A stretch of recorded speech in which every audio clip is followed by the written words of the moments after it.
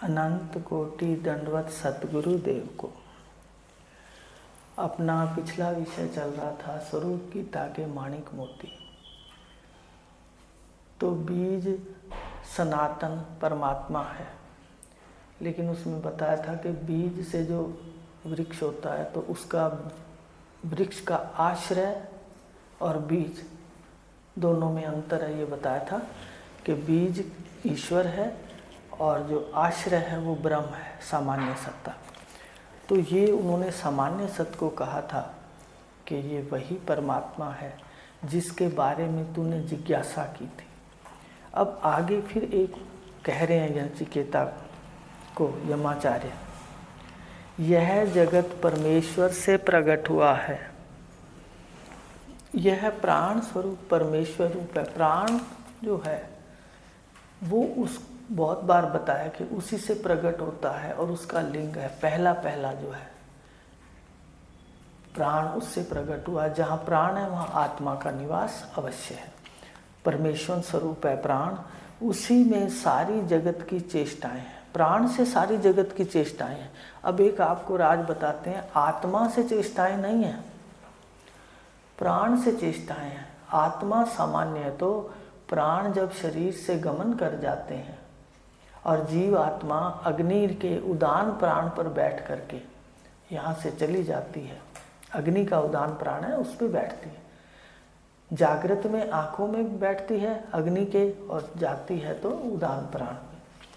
तो उसमें जितनी चेष्टाएं हैं वो सारी शरीर की बंद हो जाती हैं। लेकिन आत्मा सामान्य वहाँ भी है, चेतनता उस शरीर में भी है। अगर चेतनता ना हो तो शरीर में भी क्रिया हो रही है। आप अगर उस शरीर को रख देते हो तो वो अपने आप ही गलना शुरू हो जाता है और उसके अंदर, सामान्य के अंदर विशेष रूप से कृमि पैदा हो जाते हैं। सामान्य से विशेष होता है? दर्शन कर लो कि सामान्य से विशेष कैसे होता है। देखो, एक पड़ा है शरीर, तो अगर उसको हमने कहीं पर विसर्जन नहीं किया तो उसके अंदर अपने आप छोटे छोटे कृमि पैदा हो जाते हैं। माने सामान्य से विशेष प्रकट होता है और वही कृमि जब शरीर छोड़ देते हैं तो वही सामान्य रूप में चले जाते हैं। पर सामान्य आत्मा मुर्दे में भी है। तो जो ये क्रिया है ये प्राणों की है, प्राणों सहित है। प्राण में क्रिया है। प्राण रजोगुण के हैं, जानते हैं? प्राण रजोगुण के हैं तो क्रिया रजोगुण की है। तो यही बात कही कि सारी चेष्टाएं जगत की प्राणों से हैं। सारे जगत में अनुशासन उसी के भय से है। किसके भय से? जो सबका आश्रय परमात्मा है, उसके भय से सारी सृष्टि अनुशासन में है। देखो, शरीर के अंदर इतनी सुंदर व्यवस्था है,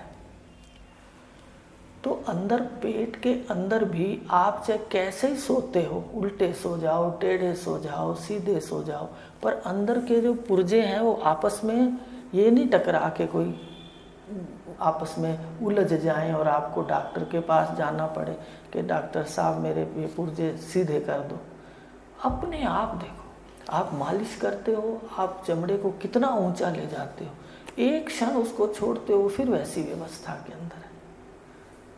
तो इसलिए जितना भी शासन है ये उससे चेतन सत्ता का है, प्रत्यक्ष नहीं है, दिखता नहीं है। दिखता नहीं है पर देखता है। उपनिषदों के अंदर आया, आत्मा केवल पश्यति। आत्मा केवल पश्यति, बोलता भी नहीं है आत्मा। इंद्रियों का काम है बोलना, तो यंत्रों का काम है देखना, तो यंत्रों का काम है सुनना। आगे जितने यंत्र लगा दो, स्पीकर लगाया है तो आपको आवाज आ रही है। तो ये सारे यंत्रों का काम है, ये ध्यान देना है। जो ये चलना फिरना है, जो ये क्रिया है ब्रह्मांड की, ये प्राणों के कारण है। आत्मा के कारण आत्मा सत्ता देती है और वो सामान्य रूप से सम रहती है। और मुर्दे में भी आत्मा है। अब ये ध्यान देना। अब हमें उसकी खोज करनी पड़ेगी ना कि उस सामान्य सत्य को हम विशेष इस शरीर में कैसे देखें। भाई जब मुर्दे में भी है,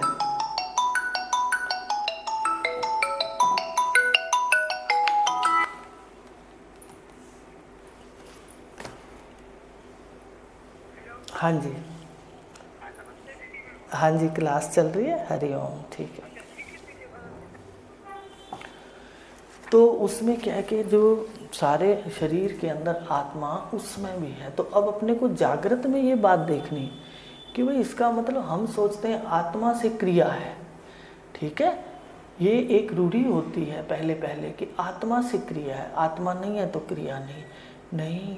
आत्मा मुर्दे में भी है, सामान्य प्रकाशक सामान्य आश्रय मुर्दे में भी है, लेकिन जैसे प्राण प्रवेश करते हैं तो वो सामान्य से क्या हो जाता है, विशेष, और फिर उसमें क्रिया हो जाती है। तो प्राणों में क्रिया है, आत्मा सामान्य में क्रिया नहीं है। वह सर्वशक्तिमान है और उसी के अनुशासन में अभी बता रहे थे कि पिंड भी चल रहा है, ब्रह्मांड भी चल रहा है। ये जो ब्रह्मांड के अटल नियम हैं, कैसे ऋतुएं आ रही है आप भूल जाओ, पर ऋतुएं अपने आप आ जाती हैं। ऐसे ठंडक आती है आप शालें देखने लग जाते हो, ऐसे ठंडक जाती है आप शालें समेटने लग जाते हो। तो क्या ये सारा का सारा अटल व्यवस्था है उसकी, तो ये उसका अनुशासन है आत्म सत्ता का। जो उसे जानते हैं, जो उस आत्मा को जानते हैं, वे स्वयं ब्रह्मविद ब्रह्मैव भवति, उसको जानते हैं और वही होते हैं।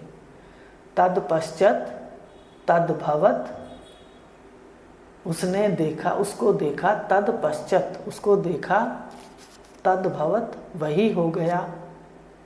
भाई देखा तो उसको और हो गया खुद वही, इसका मतलब पहले से ही वही था। तद पश्चात तद भवत तद आसीद, के पहले से ही वो था, जानता नहीं था। आपको पता ना हो कि पैदा जिनसे हुआ हूँ वो माँ बाप कहाँ हैं, तो पास बैठे भी हो तो भी नहीं आप उनको पहचान सकते। तो जानकारी अगर है तो दुखों से छुटकारा है, मुक्त हैं आप। और अगर जानकारी नहीं है तो आप मुक्त होते हुए भी जगह जगह घूमते हैं कि मुझे मुक्त होना है, मुझे मुक्त होना है। आत्मा नित्य शुद्ध बुद्ध मुक्त है, ऐसा जानना है। तो वो ऐसा जो जानते हैं वे अमर हो जाते हैं, जन्म मृत्यु से छूट जाते हैं। हे गौतम वंशीय, इसी के भय से अग्नि तपती है, सूर्य तपता है, इंद्र वायु और पांचवें मृत्यु देवता अपना अपना कार्य करते हैं। मृत्यु देवता भी अपना कार्य करते हैं, सूर्य भी तपता है, अग्नि भी तपती है, इंद्र भी वर्षा जल देता है, वायु भी प्राण देती है, चलती है, क्रिया देती है, सृष्टि ब्रह्मांड को चला रही है। ये सब देवता अपना अपना कार्य करते हैं और वह सबका शासक है, सब पर शासन करता है, सब उसकी आज्ञा में चलते हैं जितने देवता हैं। वही बात है ना, देखो देवता यूं समझो साधारण भाषा में कि देवता रोज परमात्मा के हाजिरी भरते हैं। तो जो रोज परमात्मा के चरणों में जाते हैं या परमात्मा उनका आश्रय है, तो बताइए, मत खोलिए, तो बताइए कि उसका जो आश्रय है परमात्मा,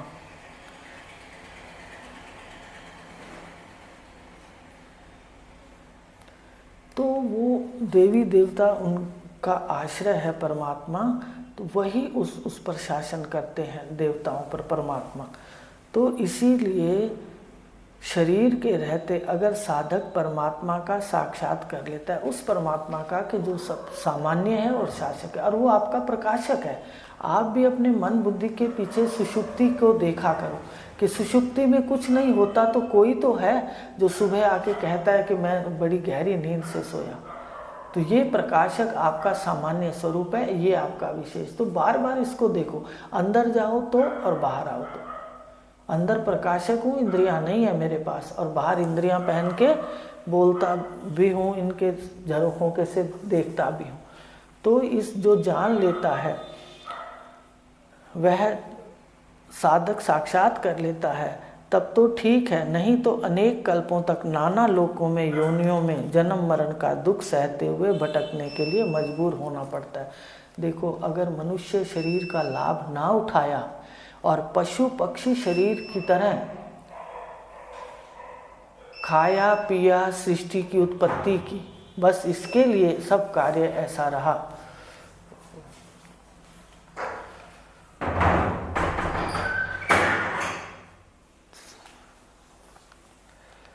तो उन्होंने कहा कि अगर ऐसे करता रहा तो जीवन में फिर उसको नाना योनियों में, आप कल्पना करो कि आप अगर एक ये चोला हमने ऐसे गवा दिया तो उसके बाद जो हमारे भावों की गिरावट होगी तो हमें मनुष्य शरीर जरूरी थोड़ी है मिले। फिर हम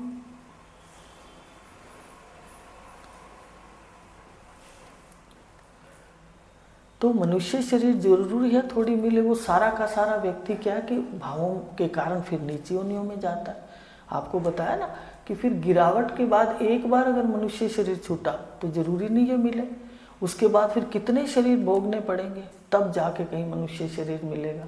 तो ही उन्होंने कहा कि अगर मनुष्य शरीर में वो नहीं जागता तो अनेक कल्पों तक नाना लोकों में, कितने लोक, 14 लोक हैं, उसमें वो भ्रमण करता रहता है कर्मों के अनुसार, जन्म मरण का दुख सहता रहता है और भटकने के लिए मजबूर हो जाता है। यमाचार्य साफ साफ नचिकेता के माध्यम से सभी मनुष्यों को ये संदेश दे रहे हैं कि मनुष्य शरीर ही जन्म मरण क्लेशों से छूटने का द्वार है। कहानी भी तो हम सुनते थे पहले, अब समझ आती है कि भाई एक कुआं था, उस बड़ा सी 4 दीवारी थी, उसके अंदर कोई बंद था, उसकी आंखें, प्रज्ञा चक्षु था, अंधा था। तो उसने पूछा कि बाहर कैसे निकलना है, तो उन्होंने कहा भाई तुम हाथ रखते जाओ, चक्कर लगा लो, ये जो 4 दीवारी है जहाँ गेट आए तो निकल जाना। और जब गेट आता तो उसको खुजली की बीमारी थी तो वो खुजली उस करने लग जाता तो गेट निकल जाता। तो क्या कहानी है? यही तो है कि मनुष्य शरीर बाहर निकलने का, केवल बाहर निकलने का एक साधन है। तो इसमें इसको विशेष चेतना है इसके पास। मनुष्य शरीर के अंदर तो ये भोगता है तो उसको विशेष चेतना है, जानकारी है, और बाकी शरीरों में भोगता है तो इसको विशेष जानकारी नहीं, इसलिए इसमें आते ही ये विषयों में फंस जाता है। क्योंकि विशेष जानकारी होती है ना, अब वो संतान वो भी पैदा करते हैं पर उनको इतना आनंद थोड़ी, मोह थोड़ा ही है। वो तो जैसे ही पैरों पे खड़े होते हैं और माँ भी धक्का दे के बाहर कर देती है। तो प्रकृति अपने वर्ण धर्म के अनुसार हमें ये सिखा रही है कि हम सदा ही चिपके रहते हैं। हम तो 100 साल के हो जाते हैं तो भी चाबियां पास रखते हैं, हम कहते हैं कि नहीं। और पशु से सीखें कि जैसे वो चलने लगता है वो उसको परे कर देती है माँ उसकी कि अब जाओ। तो ये असंगता उसमें रहती है, पर जीव मनुष्य शरीर में आके इसको विशेष अनुभूति होती है विषयों की भी, ये इसमें डूबा रहता है। ये खुजली है कि इसको खुजली लग गई और ये विषयों में इसने हाथ छोड़ दिया और दरवाज़ा निकल गया। फिर इसको देर लग जाती है, चक्कर निकालेगा इतने तभी वो दरवाज़ा मिलेगा ना दोबारा। तो यही कह रहे हैं कि नचिकेता के माध्यम से यमाचार्य साफ साफ समझा रहे हैं कि मनुष्य शरीर ही जन्म मरण क्लेशों के छूटने का द्वार है। विषय भोग के लिए सारी योनियां हैं, पर मनुष्य शरीर भोग के त्याग को भी जानकर, भोग के सत्य को भी जानकर इस 84 के चक्र से निकलने का द्वार है। इसकी मृत्यु से पहले, शरीर की मृत्यु है, देखो यहाँ पर मरना किस में है? शरीर के अंदर, आकार के अंदर है, आकार मरता है। इसकी मृत्यु से पहले सत्य परमेश्वर को जान लेना चाहिए, यही सही उपलब्धि है। आपने 10 मकान बना लिए, आपने कितना ही ऐश्वर्य प्राप्त कर लिया, सारा कुछ कर लिया, लेकिन उसका कोई अर्थ नहीं। हम तो संसारी दृष्टि से कहते हैं बड़ी उपलब्धि करी है, बड़ा बेटा उसका योग्य है, उपलब्धि करी है। अरे उपलब्धि, सबसे ज़्यादा उपलब्धि है अपने को जानना। आपने 4 मकान कम बना लिए, 2 ज़्यादा बना लिए, उसका कोई भी अर्थ नहीं है सत्य के साथ। शुद्ध और स्थिर दर्पण में जैसे वस्तु स्पष्ट दिखती है, अब किसको दिखता है ये ध्यान देना है। सबसे पहले क्या है, परमात्मा हमारे साक्षात प्रकाशक के रूप में पहले से ही विराजमान है, और मेरा जो मैं है, मैं उसका प्रतिबिंब है। तो ये देह में पहले से ही है। तो कहते दिखता किसको है? जिसका मन का शीशा साफ होगा। इसलिए आपसे कहते हैं कि सत्य को जानने के लिए जो आता है, जो फार्म भरता है कि मैंने ये विद्या लेनी है, उसको सबसे पहले जिह्वा पर सत्य को धारण करना चाहिए। जानना सत्य को है और बोलते झूठ है, तो अंतःकरण कैसे साफ होगा? और जब शीशा साफ नहीं है, आप शीशे के सामने खड़े हो तो भी नहीं दिखता, और अगर शीशा साफ कर लेते हो, खड़े हुए हो, तो आपको उसी वक्त दिखने लग जाता है। ये मन का शीशा है, इसको ही संवारना है। एक शीशा मलिन भी है और दूसरा हिल भी रहा है। अब एक तो मैला है, दूसरा हिल रहा है, कैसे दिखेगा प्रतिबिंब? कैसे आप दिखोगे उसमें? अच्छा शीशा साफ कर लोगे और शीशा हिलता रहेगा तो भी आपको आनंद नहीं आएगा। कहोगे अच्छा भाई पकड़ो तो सही शीशा, मुझे कंघी करनी है। तो ये जो हिलना है, ये 15 मिनट जो आपको कहते हैं चुप रहा करो, बैठा करो, ये शीशा स्थिर करना होता है। हमें अभ्यास बन जाएगा इस मन को देखने का। और योग मार्ग क्या करता है? शीशे को स्थिर करता है, ज्ञान उसको साफ करता है। भगवान ने तो कह दिया, ना ही ज्ञानेन सदृश्यम पवित्रम में विद्यते। इस ज्ञान के बिना मन के शीशे को साफ करने वाला ऐसा कोई और है ही नहीं, कुछ बताइए। तो शीशा साफ उन्होंने कहा, शुद्ध दर्पण के में ही वस्तु दिखती है, वैसे अंतःकरण में परमात्मा का साक्षात भी शुद्ध अंतःकरण से होता है। शुद्ध अंतःकरण के लिए भगवान ने 4थे अध्याय में कहा है, आत्म ब्रह्म ज्ञान से ही अंतःकरण पूर्ण रूप से शुद्ध और स्थिर होता है। आपको वो मंत्र भी लिखाया है कि ज्ञान किसको कहते हैं। अभी भी भगवान बोल रहे थे तो मंत्र बताया है, अभेद दर्शनम ज्ञानम। ज्ञान को जब पूरा समझो, जब आपको अभेद दर्शन होने लग जाए। अभेद दर्शनम ज्ञानम ध्यानम निर्विषय मना। ध्यान क्या है? मन को निर्विषय कर दो, माने इसकी जितने भी वासनाओं की गंदगी है वो हटेगी तो ही निर्विषय होगा। ध्यान तब जानो।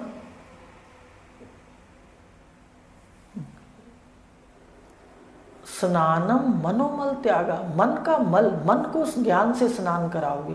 बार बार इसके ऊपर लोटा पानी डालो, ये जल का, ज्ञान रूपी जल का, तो मन साफ होगा। और मन साफ हो, तन साफ हो। तन तो हम बहुत साफ रखते हैं, इतने उसके लिए प्रयास करते हैं, इसको चमकाते हैं बाहर से, इतना सब कुछ इसकी सेवा करते हैं, पर मन तो ध्यान ही नहीं देते। इतने सुंदर मन के, तन के अंदर गंदला मन होता है, कई बार देखते हो, कई बार फिर ऐसे मन खराब होने लगता है कि तन तो भले सुंदर है पर मन से कैसी विपरीत भावनाओं की हवाएं आ रही हैं। तो मन कब साफ है? अभेद दर्शनम ज्ञानम ध्यानम निर्विषय मन स्नानम मनोमल त्याग है, शौचम इंद्रिय निग्रह। जो आपको बार बार कहते हैं ना, मनोनिरीक्षण करो, मनोनिरीक्षण करो, ये आपको पवित्र कर देगा। शौचम माने, शौच क्या है? अंदर बाहर शुद्धता, अंदर के पुर्जे भी अपना काम सीधा करता रहे। मल त्यागो, तो ग्रहण हो, त्यागो, सब। अगर ग्रहण तो होता रहे, खाते तो रहे, ग्रहण हो तो साथ में त्याग भी होना चाहिए, हो ना। उनका उसको क्या कहा? शुचिता क्या है? त्याग, अंदर बाहर त्याग है। तो अगर हम लेते, त्याग का बड़ा महत्व है। इसलिए आपको बता रहे हैं कि जीवन में हर वस्तु का जहाँ ग्रहण हो रहा है वहाँ त्याग भी होना चाहिए। मान लो हम खाते जाते हैं, ग्रहण तो है पर त्याग नहीं तो मशीनरी नहीं चलेगी।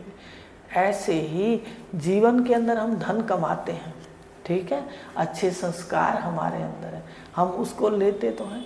अब धन ग्रहण तो करते रहते हैं, लेकिन उसका त्याग, भाई उसमें त्याग भाव भी होना चाहिए, तो पवित्रता है, तो शुद्धता है। तो इस प्रकार कहा कि 4थे अध्याय में भगवान ने भी कहा कि मनुष्य शरीर के रहते अंतःकरण शुद्धि के लिए आत्मज्ञान जरूरी है। और ज्ञान कब पूरा होता है? अब आप देखते रहो, जब तक आपको अभेद दर्शन नहीं होता, आप श्रवण करो, मनन करो, निधिध्यासन करो। जब तक मन गंदगी लाता है तो कितना ही आपको साल हो जाए, यहाँ सालों की थोड़ी बात है। कई बार कोई बहन, मैं तो बहुत पुरानी हूँ, इतना सुनते, तो भाई सुनते हैं, अगर वास्तव में सुनते होते तो हम अभेद दर्शन कर रहे होते। तो जब तक ये स्थिति नहीं आती, ये ज्ञान इसलिए पढ़ा जाता है, हमने इसके अंदर जीना है, हमें सुनाना थोड़ी है। हमें किस लिए विद्वान बनने 4 शब्द लेकर के। तो कहा गया कि अंतःकरण पूर्ण रूप से शुद्ध हो जाता है तो स्थिर हो जाता है। मनुष्य शरीर के रहते अंतःकरण शुद्धि के लिए आत्मज्ञान जरूरी है। यह अप्रत्यक्ष रूप से भगवान ने कह दिया। भगवान ने कह दिया कि इसके बिना तेरा मन साफ नहीं हो सकता, तो इसका मतलब इशारा कहाँ कर दिया कि तुझे ज्ञान लेना चाहिए। अब आपको बताते हैं, पृथ्वीलोक में भी आत्मा भासता है। पितृलोक जानते हैं, पितर जहाँ रहते हैं, जो ज़्यादा पितरों की वो मावस ये वो जितने भी करते हैं और स्नेह करते हैं तो पितरलोक में जाते हैं। देवलोक में जो देवों से करते हैं वो देवलोक में जाते हैं, भगवान कह रहे हैं। और जो परमात्मा आत्मा ब्रह्म जानते हैं वो भगवान कृष्ण को प्राप्त होते हैं। तो अब सुन लो, पितृलोक में परमात्मा भासता है, उसके लिए यमाचार्य ने स्वप्न का दृष्टांत दिया कि जैसे स्वप्न में सत्य प्रकाशक है पर मन है मनमानी है, पर वस्तुएं स्पष्ट दिखाई मानी है पर वस्तुएं स्पष्ट दिखाई देती हैं। अब उन्होंने उदाहरण दिया कि पितृलोक में जो लोग जाते हैं, अब गतियों की बात आ गई कि पितृलोक में जो लोग जाते हैं वहाँ भी सत्य भासता है, सारे लोकों में भासता है। इसलिए ध्यान से सुनना चाहिए कि जहाँ जहाँ जीव जाता है ना, सत्य तो भासता है, पर कैसे भासता है? जैसे स्वप्न के अंदर प्रकाशक तो है, आप स्वप्न को देख रहे हो, ठीक है, प्रकाश रहे हो, लेकिन बाकी ज्ञान तो आपको नहीं है ना, प्रकाशक तो है। किसने ढक लिया आपके इस ज्ञान को कि सारा मैं ही मैं हूँ? मन ने ढक लिया। मन ने क्या किया? वहाँ मनमानी करने लगा और तरह तरह के स्वप्न दिखाने लगा, और जो प्रकाशक है वो ढक गया और हम मन के सपनों में खो गए। सुबह उठ के वर्णन किसका करने लगे? हम मन की बातों का वर्णन करने लगे और प्रकाशक रह गया। पर उन्होंने कहा सत्य वहाँ भी भासता है, पर धूमिली भाषा ना, कि जो आगे भासता है पितरों वाला, जो भी उनका है लोक की विशेषताएं, वो ज़्यादा भासती हैं, पर प्रकाशक वहाँ भी भासता है। सपन का उदाहरण लेके यमाचार्य ने कहा कि वो सपन की तरह प्रकाशक है तो सही, पर मन है मनमानी है, पर वस्तुएं स्पष्ट दिखाई देती हैं। वस्तुएं तो स्पष्ट दिखाई देती हैं, पर प्रकाशक, आप बताओ, सपन में वस्तुएं स्पष्ट दिखाई देती हैं और प्रकाशक भी है, तो कौन बिना गुरु के, तत्वज्ञ गुरु के कहता है कि मैं सपन में प्रकाशक हूँ और वस्तुएं भी मेरा अपना स्वरूप है? तो वस्तुएं साफ दिखाई देती हैं। जैसे सपन की वस्तुएं साफ दिखाई देती हैं, वैसे पितृलोक में जो भी व्यवहार है वो साफ दिखाई देता है। प्रकाशक होता है पर सपन की तरह होते हुए भी उस पकड़ में नहीं आता। ये बात वो समझा रहे हैं कि पितृलोक में भी विशेषता किसकी होगी? जैसे स्वप्न में विशेषता मन की है, मनमानी है, अज्ञानी व्यक्ति भी उठता है तो स्वप्न का वर्णन करता है, वस्तुएं स्पष्ट दिखती हैं, तभी कहता है कि मैंने ये किया, मैंने वो किया, मैं यहाँ गया। ऐसे ही पितृलोक में उन्होंने कहा कि पितरों का जो उनका सारा व्यवहार है आपस में, वो तो स्पष्ट है, पर प्रकाशक वहाँ भी है, सत्य वहाँ भी है, पर वहाँ वो धूमिल दबा रहता है। जैसे स्वप्न में प्रकाशक दबा रहता है और स्वप्न वस्तुएं स्पष्ट दिखती हैं, ऐसे ही पितृलोक में पितृलोक तो स्पष्ट दिखता है, पर जो प्रकाशक है वो होते हुए भी पकड़ में नहीं आता। तो ये वो कह रहे हैं, पिछले रिश्ते याद होने के कारण, पितृलोक में पिछले रिश्ते याद। एक दिल्ली में हमारे बड़ी चाची थी, वो होकर आई थी, तो वो रास्ते में उनको पितृलोक मिला होगा, तो उन्होंने आके वर्णन किया, भाई वो मिला मुझे, वो मिला। इसका मतलब पितृलोक के अंदर क्या है? रिश्ते याद रहते हैं आपस में, वो रिश्तों के आनंद लेते होंगे ना जब याद है तो कह रहे हैं कि पितृलोक में परमात्मा दिखता है, वहाँ रिश्ते याद होने के कारण परमात्मा दिखता है, पर भाव अस्पष्ट होता है। पितृलोक में जैसे भाई प्रकाशक दिखता है, पर प्रकाशक का भाव तो अस्पष्ट है ना। स्वप्न में उठ के आप वर्णन तो मन का करते हो, मनमानी वाला करते हो, वस्तुओं का करते हो, प्रकाशक का तो नहीं करते। तो यही वो बात कह रहे हैं कि पिछले रिश्ते याद होने के कारण पितृलोक में परमात्मा दिखता है पर भाव अस्पष्ट होता है। गंधर्व लोक, देवलोक में लहरों जैसे जल की तरह दिखता है। भी जल में जैसे लहरें चलती रहती हैं पर लहरें भी दिखती हैं, तो देखो कितना बड़ा इसका आँखों पे पर्दा है कि जल में लहरें दिखती हैं पर कभी इसने अद्वैत तत्व को नहीं जाना। डाइनिंग टेबल पर आप बैठते हो, स्टील के इतने बर्तन हैं, कभी विचार नहीं उठा कि सारा स्टील स्टील है। कभी उठा क्या? आज अब रखोगे बर्तन तो आपको उठेगा कि सारा स्टील ही तो है। रूप का और नाम का भेद है, बाकी वस्तु अभेद है। पर व्यवहार के अंदर जो बर्तन हैं उनकी आकारों में आकार व्यवहार है। फिर से सुनो, हमें नहीं दिखता पर ध्यान दें, स्टील एक होते हुए भी व्यवहार किस में है? आकारों में व्यवहार है। आपको कड़छी चाहिए तो कड़छी का आकार ही चाहिए। अगर आपको सब्जी बनानी कढ़ाई चाहिए तो भले स्टील के सारे बर्तन पड़े, आकार में व्यवहार है। आप उस वक्त क्या ढूंढोगे? इसी प्रकार ये जो सब तैयार है, स्त्री पुरुष उद्भिज खानी स्वेदज खानी, ये सब व्यवहार के लिए चाहिए। भले सर्वम खलविदम ब्रह्म है, पर व्यवहार में तो क्या है? आकार। व्यवहार सदा आकारों में, ये ध्यान देना। इसलिए बोलने की गड़बड़ भी नहीं करते कि सब आकारों में है, तो हमें क्या कहना है कि भाई सारा ब्रह्म है। व्यवहार सदा व्यवहारिक सत्ता है। पढ़ा था 3 सत्ता, तो ये व्यवहारिक सत्ता है। व्यवहार सदा आकारों में है।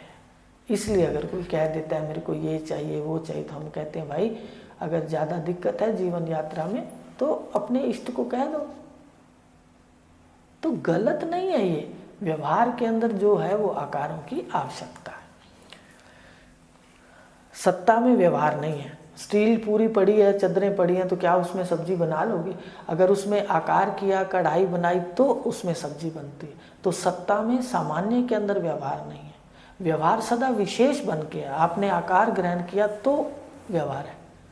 तो स्टील के चद्दर का उदाहरण ले लेना कि वहाँ सब्जियाँ बना सकते हैं, लेकिन वही बर्तन बने हुए हैं तो हम पानी भी पीते हैं, कड़छी से उसको हिलाते भी हैं, सब्जी को कढ़ाई में बनाते भी हैं। तो इसलिए विशेष के अंदर, आकार के अंदर व्यवहार है। तो देवलोक में भी, अब दूसरा देवलोक है, पितृलोक है, फिर देवलोक है। देवता रहते हैं जहाँ, जैसे लहरों के चलते जल में वस्तुएं दिखती तो हैं पर थोड़ी देर झलक के रूप में। अब देखो, अपने चलें, लहरों के अंदर कोई चीज़, नीचे पत्थर पड़ा है या नीचे कोई चीज़ पड़ी है और लहरें ऊपर से गुजर रही हैं, तो अपने को स्पष्ट नहीं दिखेगा। समझ रहे हो?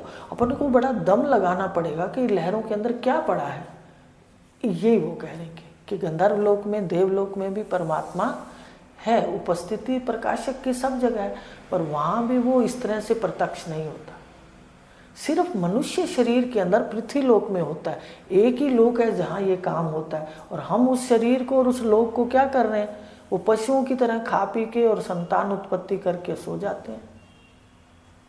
तो इसलिए यमाचार्य जगा रहे हैं कि भाई एक ही शरीर है, एक ही लोक है, जिसमें ये बता दिया उन्होंने कि परमात्मा सर्वत्र है। कहीं स्वप्न जैसा भासता है, कहीं लहरों में वस्तु पड़ी है, स्पष्ट नहीं भासती, पर वहाँ भी है। ये हमें समझा रहे हैं कि हर लोकों में प्रकाशक है, पर भासता सिर्फ कहाँ है? प्रत्यक्ष साक्षात कहाँ होता है? मनुष्य शरीर में और पृथ्वी लोक में। तो हमें महत्व बतला रहे हैं ना यमाचार्य, जगा रहे हैं। देवलोक में लहरों वाले जल की तरह दिखता है, जैसे लहरों में चलते जल में वस्तुएं पड़ी हैं, कोई दिखती तो हैं पर थोड़ी देर झलक झलक के रूप में। ऊपर से गुजर रही हैं लहरें, तो कभी उसका रूप ढक लेती हैं, कभी दिखा देती हैं, ऐसे चलते हुए। तो महत्व बता रहे पृथ्वी लोक का, मृत्यु लोक है ये। परंतु ब्रह्मलोक में, अब ब्रह्मलोक में भी परमात्मा स्पष्ट साक्षात, ब्रह्मलोक में परमात्मा साक्षात स्पष्ट होता है। यमाचार्य ने भी कहा ब्रह्मलोक में कौन जाता है? जो भ्रष्ट योगी हो जाते हैं ना, मैं जिनको आपको बताया था कि वासनाएं अगर रह गई ब्रह्म ज्ञानी की, ज्ञान के साथ अगर उसकी कोई इच्छा रह गई, तो वो श्रीमान धीमान के घर में इसी लोक में जन्म लेगा। ध्यान से सुन लो। और अगर उसने सारी अपनी इस सारी विद्या के कारण सारे विषयों से सब वैराग हो गया, पर अपने स्वरूप का दृढ़ निश्चय नहीं हुआ, दृढ़ अपरोक्ष ब्रह्म ज्ञान नहीं हुआ, तो वो ब्रह्मलोक में, द्युलोक में जाके कुछ समय वहाँ रह करके और मुक्त हो जाते हैं। तो ब्रह्मलोक में साक्षात होता है। यमाचार्य ने भी कहा कि हृदय रूपी गुफा में, ब्रह्मलोक में परमात्मा का स्पष्ट साक्षात होता है। आपको बहुत बार ये बात बताई है कि वो वहाँ जाते हैं, कौन लोग जाते हैं? या तो योगी जाते हैं या ब्रह्मज्ञानी जो निष्ठा, वासनाएं नहीं, निष्ठा जिनको नहीं होती, वासना नहीं, वासना होती है तो भगवान ने कहा, वो छठे अध्याय के अंदर साफ कहा, वो श्री मान के, धी मान के घर जाता है। और अगर वासनाएं क्षीण हो गई, वैराग हो गया, पर निष्ठा में दृढ़ परोक्ष ब्रह्म ज्ञान नहीं है, तो ब्रह्मलोक में, तो ब्रह्मलोक में साक्षात तो होता ही आत्मा का, वहाँ स्पष्ट होता है। तो उस ब्रह्मलोक में साक्षात होता है। यमाचार्य जी ने कहा कि हृदय रूपी गुफा में परमात्मा और जीवात्मा दोनों धूप और छाया की तरह हैं, और वही जो साक्षात होता है, ये जो सामान्य, जो देवलोक में भी है और जो पितृलोक में भी है, जो मृत्यु लोक में भी है, जो ब्रह्मलोक में भी है, वो जो साक्षात होता है वो कहाँ पर है? भगवान ने भी कह दिया, 13वें अध्याय में, परमात्मा कहें जिसको वही है इस देह। उपनिषदों में भी कहा, हृदय की गुफा में कितनी बार कहा कि वो विराजमान है। उपनिषदों में बहुत बार बताया, सत्यम ज्ञानम अनंतम ब्रह्म, अनंत अनंत। और जो उस अनंत को इस गुफा में जान लेता है, यो वेद निहितम गुहायाम, जो उस परमात्मा को, अनंत को इस हृदय रूपी गुफा में जान लेता है, वो आगे उन्होंने उसकी प्रशंसा कर दी ब्रह्मज्ञानी की अगली लाइन में। तो कहने का मतलब वो जो अनंत है वो गुफा में उसी का प्रतिबिंब है। तो जानने के लिए तो यहाँ जानेंगे, अनंत में थोड़ी जाएंगे। तो कहा कि जो परमात्मा हृदय रूपी गुफा में परमात्मा है और जीवात्मा, कल कूटस्थ बताया था आपको, कूटस्थ परमात्मा है और अंदर वाला जीवात्मा है। आ रही है बात समझ? आज आ गई होगी समझ, क्योंकि रात ये विषय समझा कि कूटस्थ और का प्रतिबिंब ही जीव है एक घट में। तो अब ये आपको ज़्यादा बताना नहीं पड़ेगा। हृदय रूपी गुफा में परमात्मा और जीवात्मा दोनों धूप और छाया की तरह हैं। भाई एक तो अज्ञान की छाया में है, ठीक है, और एक प्रकाश स्वरूप है। उसको ढका नहीं है पर ढका सा है। परमात्मा तो निर्विकारी रहता है, पर हम भावों से तो उसको विकारी कर देते हैं ना, कह देते हैं ना, मैं मरता हूँ, मैं जीता हूँ, मैं बीमार हूँ, मैं दुखी हूँ, मैं सुखी हूँ। ये जो मैं है यही तो कूटस्थ का प्रतिबिंब है, परमात्मा का प्रतिबिंब है, ब्रह्म का प्रतिबिंब है। तो इसको छाया कहा और उसको धूप कहा। जैसे पर धूप और छाया इकट्ठे रहते हैं, क्यों कहा? ये उदाहरण क्यों दिया धूप और छाया का? कोई और दे देते।